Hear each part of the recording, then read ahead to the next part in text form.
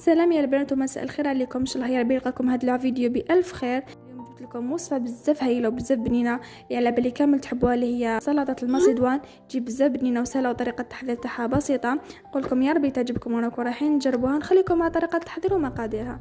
ولهنا اول حاجه عندنا الروز تاعنا لازم نفوروه، وعندي طماطيش والبصل مقطع قطع صغيره مليح، وضفت المايز كيما راكم تشاهدوا. هنا عندي زرو ديال مقطع قطع صغيره هي والجلبانه هاي لك. حنخلط كلش المقادير مع بعض، وحنضيف لهم زيت الزيتون كيما نتوما تقدروا ديروا مايونيز اللي يحبوها ولا صوص تاع شلاضه.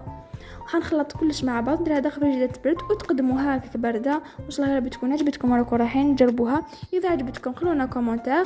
ونقول لكم لهنا هاي اللي درتها تبرد وقدمتها كافي بلا. كان هذا هو الشكل النهائي تاع شلاطه المصيدوان تاعنا تاع نهار اليوم. الصيفيه بنينه بزاف وسهله طريقه التحضير تاعها. نقول لكم مع السلامه، نتلاقاو مع وصفه اخرى.